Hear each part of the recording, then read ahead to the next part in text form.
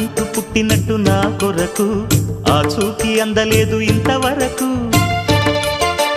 వచ్చింది గాని ఈడు ఒంటి వరకు వేధించలేదు నన్ను జంట కొరకు చూశాక ఒక్కసారి ఇంత వెలుగు నా వంక రాను అంది కంటి కునుకు ఈ అల్లరి గారడి నీ లీల అనుకోనా నీ పేరు ప్రేమ అవునా ఇవాళే నిన్ను పోల్చుకుందా